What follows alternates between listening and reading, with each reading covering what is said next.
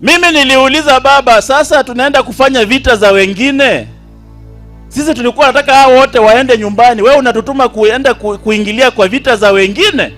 Baba akasema kama mlikuwa mnataka wote waende nyumbani na mmoja ndio huyu amejitokeza, simfukuza huyu kwanza rais. Alafu tuandamane na huyu mwingine. Kwa sababu wakiwa pamoja sio rahisi kuwapeleka, si ndio?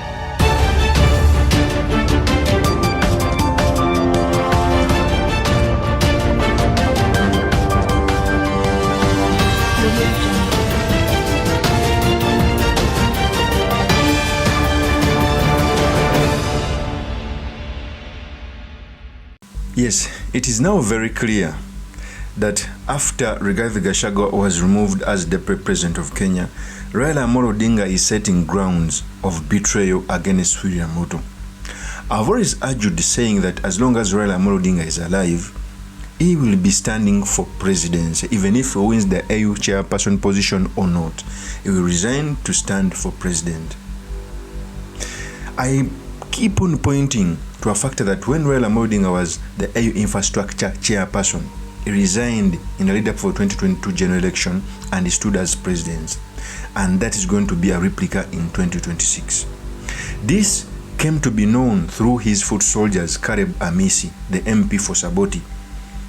In fact, he is a foot soldier of Raila Amolo Odinga. He came out to reveal that they joined hands with the UDA government to remove Gachagua so that they can make William Ruto weak, so that they can now march unto him.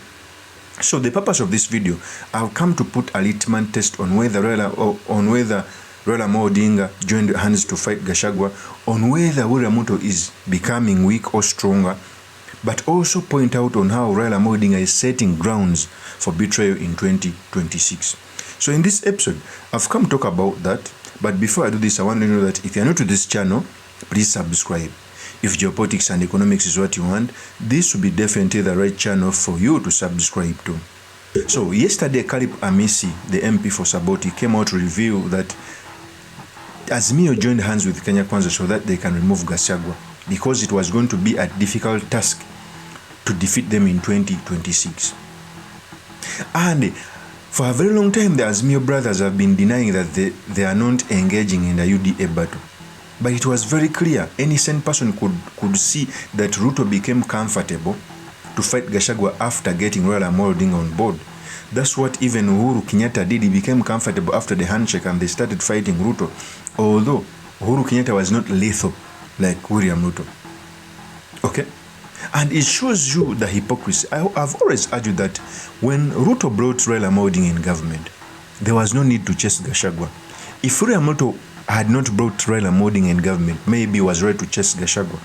But you cannot bring in someone who opposed your government, who has never voted for you, and kick out someone who worked hard to bring your government in power. So, if you want to know the steps of any leader, you look at his foot soldiers. In the lead-up of the impeachment motion of Rigathi Gachagua, we saw Oscar Sudi attacking Gachagua, we saw Farouk Kibet, we saw the majority leader, even though Ruto was always denying, because he even made a pigeon mountain to tell them they were not going to impeach Gachagua. So the foot soldiers were engaging in something to build up a momentum to impeach Gachagua. So even the betrayal of Raila Amolo Odinga in 2026 is being set up by his foot soldiers, AMISI. Yesterday, Junet Mohammed came out to say that every ODM member, even if he is invited by Ruto, they must speak to their chairperson. William Ruto should meet ODM member through the leadership of the ODM. So you clearly see that the ODM is both in government, but it also wants to maintain its position in the opposition, so that in 2026 it can be used to oppose William Ruto. Before I proceed, let me first play the tape as AMISI was saying this. Here is the tape. Sasa tunataka, wakati tumetoa mmoja wake, mimi ni mmoja ambaye tulipiga kura ya yes ili Gachagua aende nyumbani. Sasa wale walikuwa wanakataa ati tusipige kura ya yes, ndio huyu alipiga, ndio huyu mmoja wao, ndio huyu amefika. Mimi niliuliza baba, sasa tunaenda kufanya vita za wengine. Sisi tulikuwa nataka hao wote waende nyumbani. Wewe unatutuma kuingilia kwa vita za wengine? Baba akasema kama mlikuwa mnataka wote waende nyumbani na mmoja ndio huyu amejitokeza, simfukuze huyu kwanza rais, alafu tuandamane na huyu mwingine, kwa sababu wakiwa pamoja sio rahisi kuwapeleka, si ndio?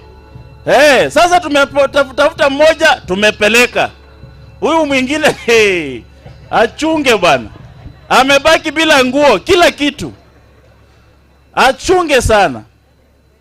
Sasa hiyo ndio kazi tulipewa na baba. Wale ambao mulikuwa mnasema kwa nini mnapiga Yesu, munisamee, nilifuata amri ya baba.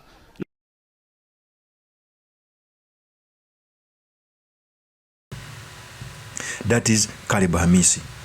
And Karibu AMISI is one of the few soldiers who, even after the 22 January election, came out to say that Uhuru failed to deliver. Is an ardent support of Raila Amolo Odinga, is setting grounds. The other day, the Secretary General Edwin Sifuna came out to say that the leadership of Nairobi should not go to meet the president without the sanctioning of the party leader. So, since William Ruto is wise, when he captured Raila Amolo Odinga, he wants to capture ODM. Okay? It's the reason as to why even last Sunday he was with Peter Kaluma in Hussein Gishu. Because now he sees that the Kikuyu vote bloc, which voted for him almost 47%, is not going to vote for him. Okay? Secondly, Karibu AMISI came out to say that they weaken Ruto, and indeed is right. Kindiki, by the way, is credible for that position. He has experience, the aura is good, the temperament is good for a deputy. But when it comes to bringing votes, he was the wrong person, because Kindiki is from Tharaka Nithi. Tharaka Nithi doesn't, I think it has 600 votes registered, and it voted for William Ruto at a tune of, I think, 190, if I'm not mistaken, 1,000 votes. Kindiki cannot influence the entire Mountain Kenya. Mountain Kenya is made of like 5 tribes. The Mbere, they are the minority. Tharaka Nithi are the minority. Meru, Kikuyus are the majority, followed by the Meru.